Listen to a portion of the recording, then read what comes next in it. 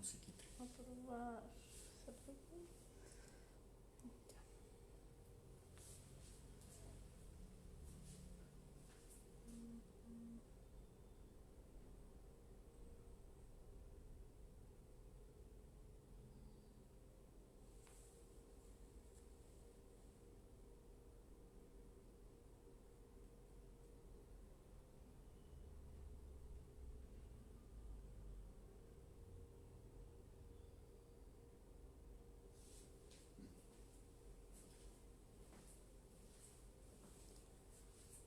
Listo, y luego.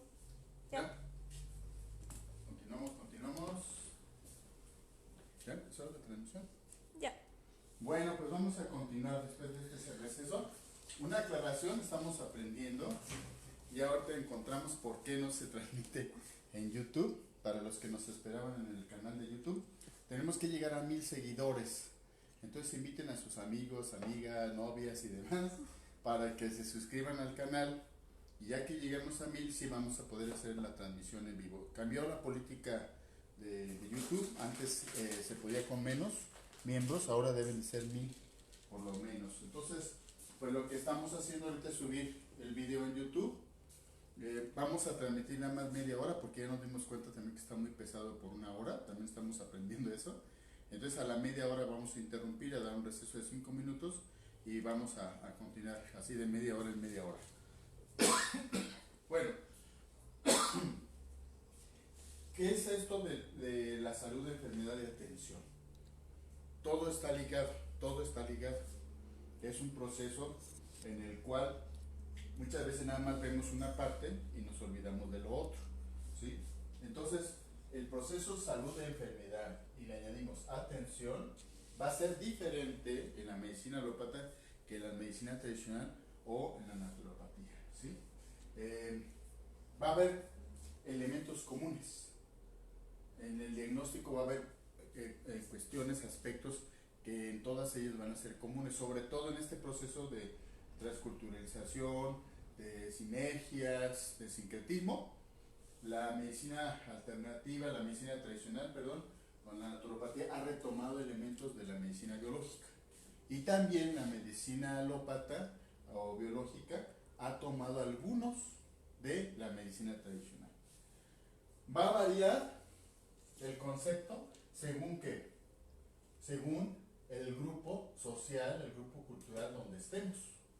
Si yo voy a la India, yo no voy a pensar que mi diagnóstico, mis recursos terapéuticos que uso acá para la medicina tradicional mexicana, los voy a aplicar allá inmediatamente y me van a entender y me van a aceptar. ¿Por qué? Porque es una cosmovisión diferente en la India, en las regiones mayas, en otros pueblos occidentales, en España, en Alemania, también en China, en Japón. Pero voy a encontrar puntos de comunión que me van a permitir comunicar. Por ejemplo, el pulso es un término que en muchas medicinas tradicionales se utiliza. Pero, ¿cómo yo puedo diagnosticar con el pulso? Puede haber variantes. Puede haber variantes, ¿sí? Entonces, las hierbas también, por eso las hierbas a todos nos encantan. Incluso a los médicos alópatas cuestionan, pero no tan a fondo, que si fuera una limpia, porque las plantas medicinales forman parte también a nivel incluso doméstico, pero hay investigaciones clínicas con ellas, hay la fitofarmacia o la fitoterapia, entonces son puntos de comunión, incluso plantas como el ginseng. Si yo voy a China y hablo de ginseng, pues sí van a saber de lo que estoy hablando, ¿verdad? Habrá otras que son tan locales, tan regionales, pues que no van a saber cómo se aplican y cómo se usan. Entonces, cuando yo hablo de este proceso de salud, enfermedad y atención, va a haber variantes en cada una de las culturas, en cada una de las regiones del mundo, y va a haber puntos en común. La percepción puede ser un poco diferente, pero en el caso de la medicina tradicional, esa sí es común, porque la medicina tradicional considera que cuerpo, mente, espíritu y energía. Y eso en todas las medicinas tradicionales del mundo lo vamos a encontrar, ¿sí? La espiritualidad no es lo mismo que la religiosidad. Eso en otro momento, en otro curso, vamos a platicar un poco más para allá. Bueno, todo esto que hemos estado platicando es lo que la antropología médica, la antropología social considera. Solo cómo fundamenta la medicina tradicional en relación a la medicina alópata biológica y también el proceso de salud y enfermedad. Este último siempre se nos olvida, que es el de la atención. Fíjense ustedes, nos olvidamos del paciente, de cómo atender al paciente, de cómo abordarlo, de cómo transmitirle el diagnóstico que nosotros hicimos en conjunto con él, de cómo intercambiar. ¿Por qué? Porque la medicina alópata niega que haya una réplica, un cuestionamiento hacia sus fármacos, hacia las recetas que da, hacia los tratamientos que da, porque generalmente pues él se empodera, el médico alópata, y dice, no, usted no fue a la universidad, no sabe de esto, el único que sabe soy yo. Y en la medicina tradicional no, en la naturopatía no. En la naturopatía, ¿qué busca? Justamente esa interacción. Siempre va a haber pugnas de poder, siempre va a haber diferencia. Por más que yo le diga al paciente, mire, pues estamos, eso no se lo voy a decir, pero suponiendo que yo le dijera, estamos en las mismas condiciones, usted y yo manejamos una información semejante, pues no. Voy a decir, entonces, ¿para qué vengo con usted? Usted es el experto. Entonces siempre va a haber un posicionamiento donde el terapeuta, el médico tradicional, pues va a asumir cierto poder, el paciente le va a dar ese poder, pero va a haber una comunicación, ¿sí? Una interacción. Eso se da en las medicinas tradicionales. Lo que la medicina alópata, en un principio, cuando se genera hace cientos de años, se daba esa posibilidad cuando había las boticas, reboticas, pero eso se fue quitando, eliminando. Y muchas veces también por la carga que reciben los médicos alópatas en el sistema de salud, que tienen 50 pacientes en un día, 5 minutos, 10 minutos para atenderlos y va uno tras otro, ya con protocolos preestablecidos. La interacción es mínima, ¿sí? Bueno, entonces es lo que muchas veces dicen los autores, que es una deshumanización de la medicina.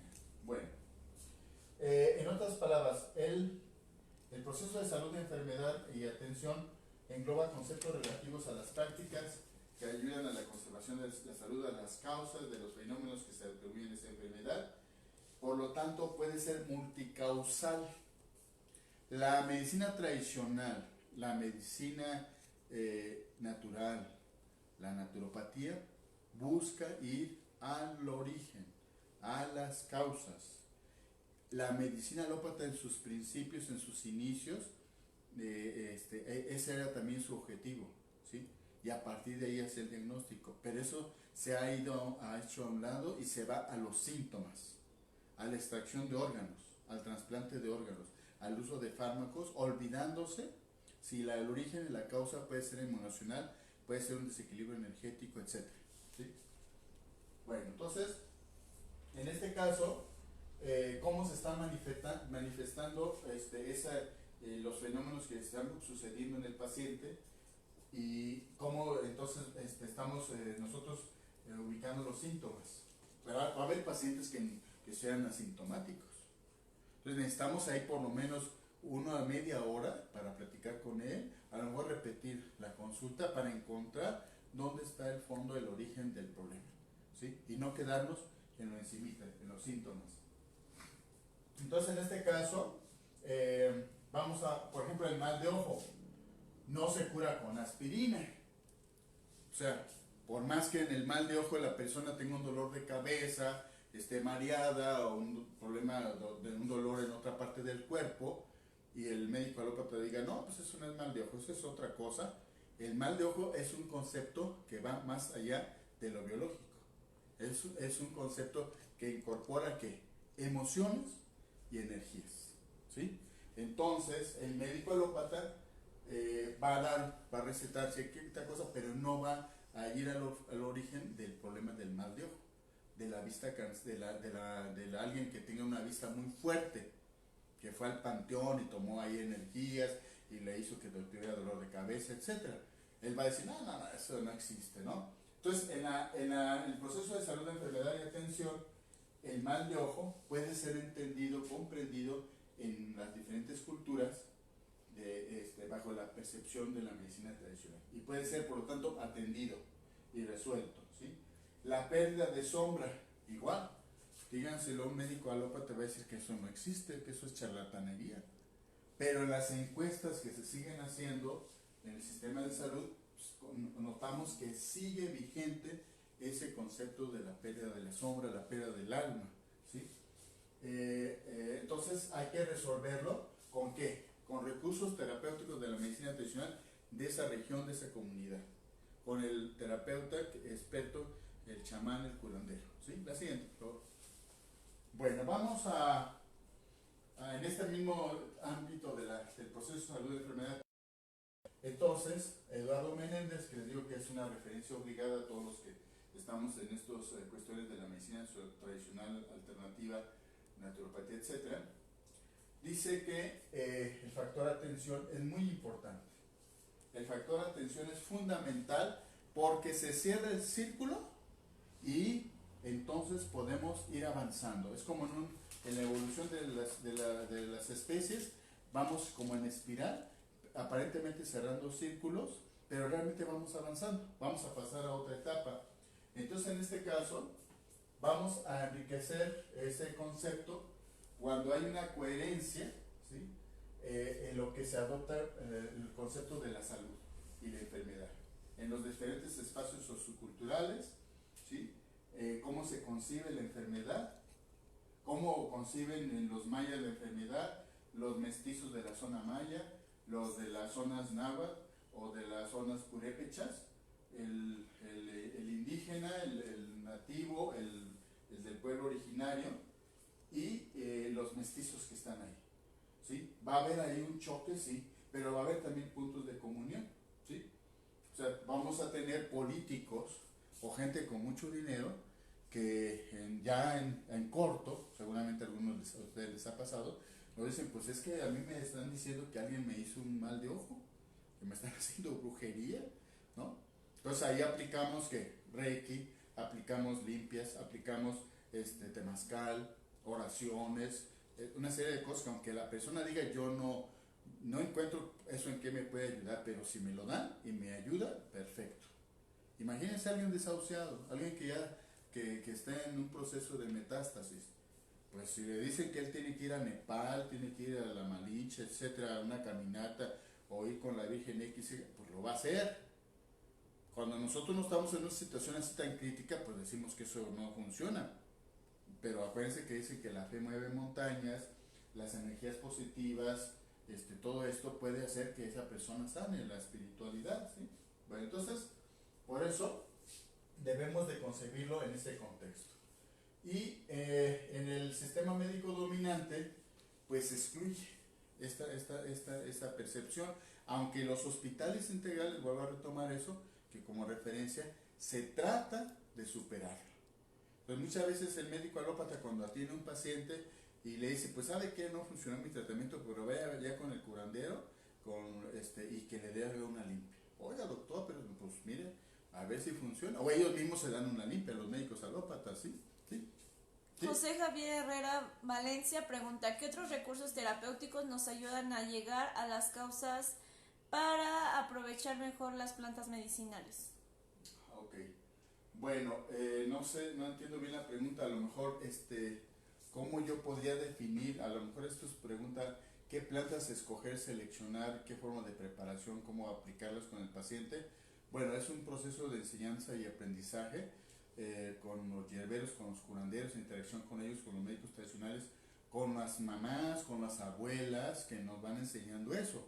Es muy importante que yo escuche a mis mamás, a mis abuelas, a los papás, a los curanderos de la región, porque ellos son los maestros, ellos son nuestros guías, para que si nosotros queremos introducirnos a cualquiera de estas temáticas, ¿sí? Y aparte, pues obviamente la literatura, pero muchas veces la literatura en internet son de especies que no son de aquí del país.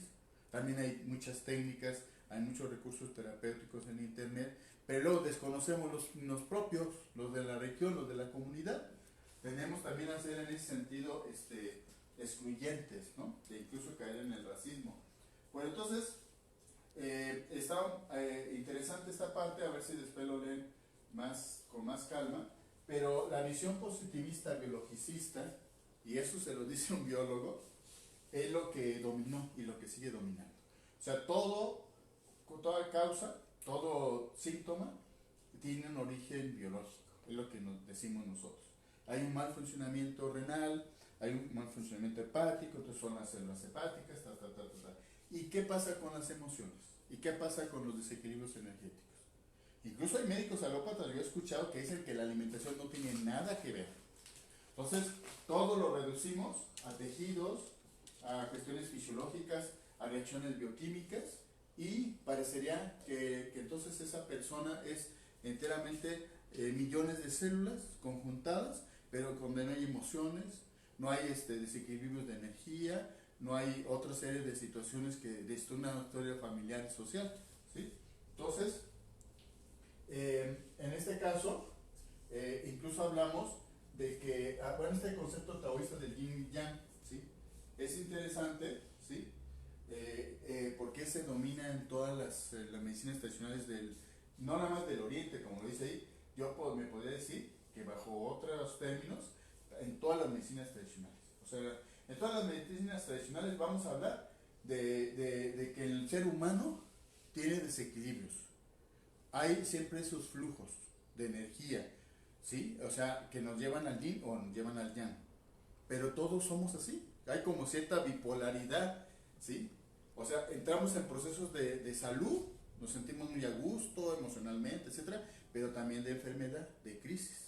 Y decimos nosotros en naturopatía que las crisis no es que sean malas, o la enfermedad, es una manera en que yo tengo que atender mi problema. El organismo me está avisando, me está poniendo, me está previniendo. No, tampoco puede decir, pues yo entonces siempre me la voy a pasar enfermo. No. Pero habrá unas que sean muy importantes, que es el parteaguas de mi vida, el antes y el después. Si no los atiendo, entonces voy a entrar a otro proceso ya más complicado, ¿sí? Deuteros Carlos García pregunta, en cuanto a la enfermedad colectiva, por ejemplo, si en mi comunidad hay cierto tipo de plantas que siempre han estado ahí y en mi comunidad hay mucha gente deprimida o con una enfermedad en común, ¿se puede utilizar un mismo criterio para... ¿Para qué? Para todo, viéndolo como un síntoma y una cura colectiva? Pues históricamente así ha sido. O sea, yo decía hace rato, en cada cultura, en cada pueblo originario, ha habido plantas comunes. Por decir algo, si yo pregunto del epazote, casi la mayor parte de la gente de esa comunidad sabe que es el epazote y lo ha usado para alimentos y para recursos, como recurso terapéutico. Pero habrá otras plantas, sobre todo introducidas recientemente o nada más por los hierberos, por ejemplo el ginseng, la gotucola, la valeriana europea o la valeriana, pero que en esa región no crece, pues que no va a ser de común denominador. Y entonces por eso se habla que el hierbero es el experto, es el que incorpora nuevos elementos y los puede socializar. Y habrá otros que nada más él maneja, que él administra, que él sabe utilizarlos adecuadamente, ¿sí? Entonces, sí habrá unas que, por ejemplo, en depresión, yo le diría el pericón. El pericón lo usaban nuestros antepasados para estados de depresión, no le llamaban depresión a eso, pero era un desgano, una tristeza, melancolía, o cuando se iban a luchar, a la guerra, a invadir otras regiones o a pelear contra invasores, pues era muy común que hicieran ceremonias con el pericón. Lo inhalaban, lo fumaban y lo tomaban. Y actualmente, pues ya la medicina biológica ha hecho investigaciones clínicas y ha demostrado su acción antidepresiva. Una planta de la alegría, el pericón, el que usamos para los elotes, para cocer los elotes. Lorna Sosa pregunta, ¿qué tan recomendable es usar plantas de poder para desbloquear emocionales para sanar físicamente? Ok, vamos a dar después un curso el otro año, ya no nos alcanza, de plantas de poder, plantas de los dioses. De hecho, tenemos un grupo en WhatsApp que así se llama, el grupo Plantas de los Dioses, y también para intercambiar esas plantas como peyote, como salvia de vinón, chichi.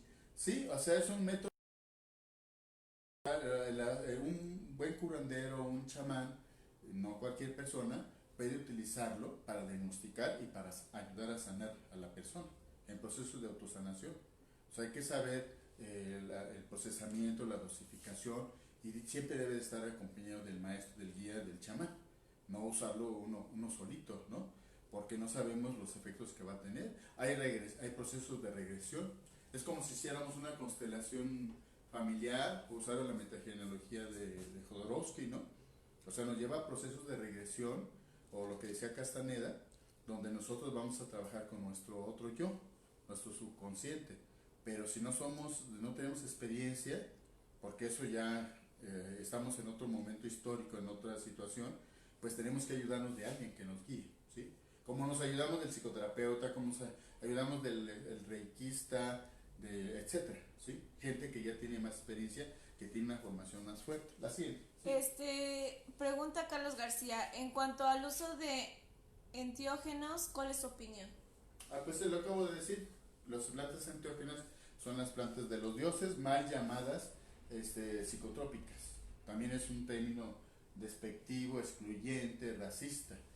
Me parecería que los que usan eso pues se quieren ir de viaje porque se quieren ir, cuando hay un contexto social, cultural, espiritual para utilizar, ¿no? Pues son plantas, como decía hace rato, que hay que aprender de ellas con un maestro, hay que utilizarlas siempre, como dice ella en una publicación en inglés, no seas tonto, dice una palabra más fuerte, no es un juego, es un recurso terapéutico donde conlleva la parte química, bioquímica, espiritual, energética, y se debe de usar en ciertos momentos, con ciertas personas y con ayuda de un maestro, un naturópata, un curandero, etc. ¿Sí? Bueno, cosmovisión es otro término interesante, porque todos decimos, es que depende de la cosmovisión, de esa comunidad, de esa persona, del terapeuta. Bueno, se habla aquí, la define este autor como un hecho histórico de producción de pensamiento social inmerso en recursos de larga duración. A lo mejor no se entiende muy bien, pero ahorita lo voy a aclarar. O sea, es la suma, la cosmovisión es la suma de experiencias, es la suma de conocimientos, de recursos que se dan a nivel familiar, a nivel cultural, a nivel de los grupos. Y entonces es lo que son los elementos, los conceptos, las visiones en las cuales yo transcurro cotidianamente. O sea, ¿qué entiendo yo por un empacho? Desde el punto de vista de la cosmovisión en Pátzcuaro, puede haber puntos comunes ahí entre los grupos indígenas con los de otomíes de aquí de Tlaxcala, pero habrá diferencias de cómo atenderlas, que una implica oraciones, implica caminar, que implica que me den un masaje, que implica que me den plantas, incluso que me den algún fármaco también en el tratamiento, ¿sí? Entonces, la cosmovisión que tengo de la enfermedad puede ser también que diga, no, pues es que ustedes le hicieron un mal de ojo, por eso trae el empacho, alguien con envidia, por eso la comida le cayó tan mal, oye, pero eso ¿qué tiene que ver? Claro que sí tiene que ver, ya nos dan una explicación. O que usted está haciendo cosas muy malas, está haciendo cosas para perjudicar a otro y por eso se anda empachando cada rato. Y también diría uno, pero pues eso que, pues entonces el curandero, el experto nos va a explicar, o en la comunidad nos va a decir, sí, es que porque vino una persona aquí y nos estuvo dando tales cosas, ¿no? Nos estuvo dando mucho pan de un hombre X y ya nos empachamos todos.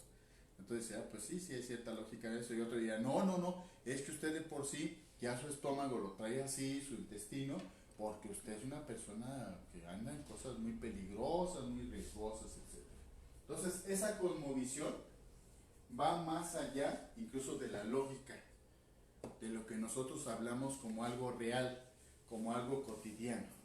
Entonces, si nosotros vamos a otra región, a otra cultura, pues su cosmovisión puede ser diferente y tener características diferentes de lo que es la salud y la enfermedad, por ejemplo, de las mismas plantas, ¿sí?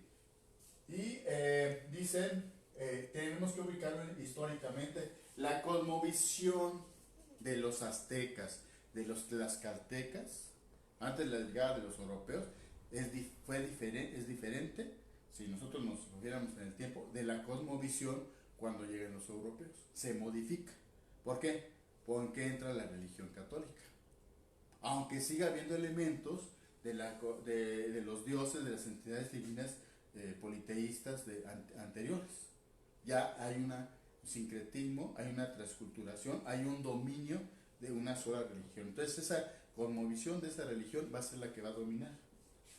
Bueno, Los diferentes hechos y elementos cosmogónicos, así como el desarrollo de los diferentes campos, no sucedieron ni suceden necesariamente en todas estas sociedades en forma paralela. ¿Sí? O sea, la evolución en cada una puede ser diferente, el proceso de sincretismo, de incorporación de otros elementos puede ser diferente. ¿Sí?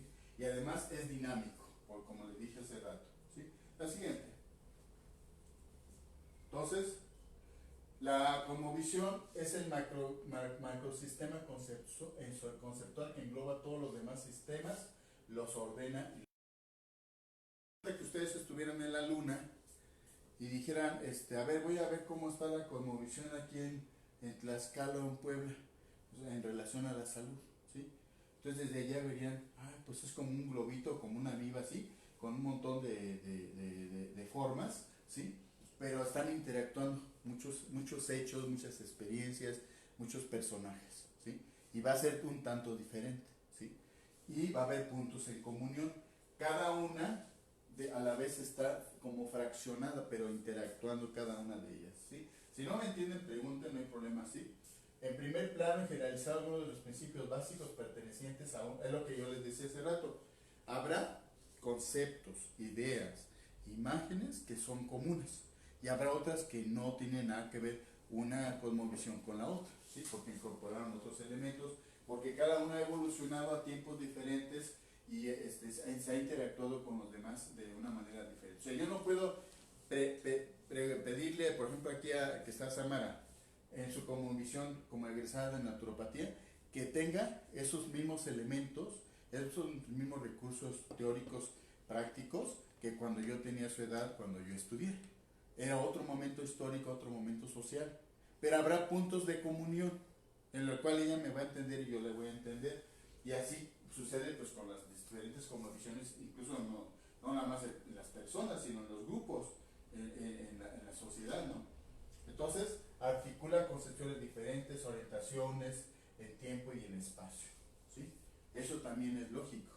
Entonces, no es lo mismo que yo en mismo Tlaxcala esté aquí en Calpulalpan o que esté aquí en la ciudad de Tlaxcala abordando a un proceso de salud de enfermedad como la diabetes, cuando allá tienen ellos otra percepción de lo que es la diabetes. A lo mejor la diabetes dice, no, es que es diabético porque hace...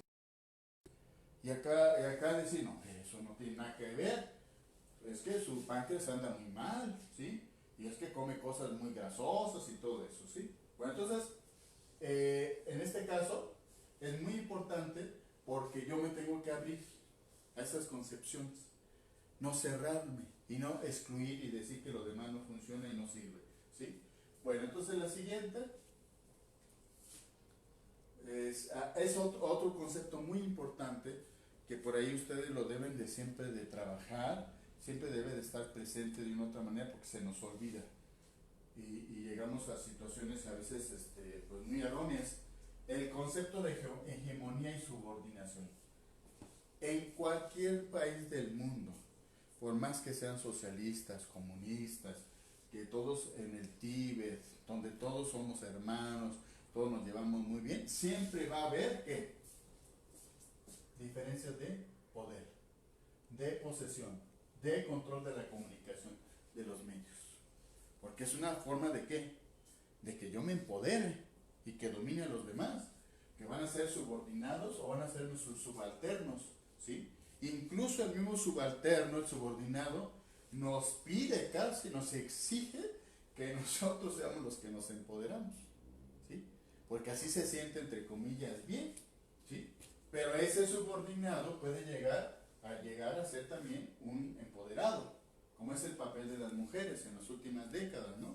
Que pasaron de ser subordinadas a empoderarse ya en muchas familias, en el trabajo, en muchas actividades, ¿sí? Entonces, estos juegos de poder siempre van a estar vigentes y lo vamos a ver en el proceso de salud, enfermedad y atención, también reflejado, porque son parte de la sociedad, ¿sí? Entonces, la medicina tradicional va a estar, ¿qué? Va a estar abajo, va a estar tratando de ser subordinada, el sistema la va a obligar a estar subordinada a la otra. Y la medicina tradicional, si pensara, si fuera una persona, diría, no, Yo no lo voy a permitir. Yo voy a luchar para también estar a tu mismo nivel o incluso estar arriba de ti, ¿sí? Sí. Un minuto. Vamos a hacer otro receso porque ya vimos que los videos pues se llevan bastante para subirlos a YouTube. Nada más para terminar esto, ¿sí? Siempre va a haber esas desigualdades, ¿sí? Siempre va a tratarse de imponer una ideología, una práctica, y los otros van a estar en resistencia o van a estar dominados. Pero siempre van a estar en la lucha de no dejarse subordinar, ¿sí? Vamos a un receso y ahorita continuamos.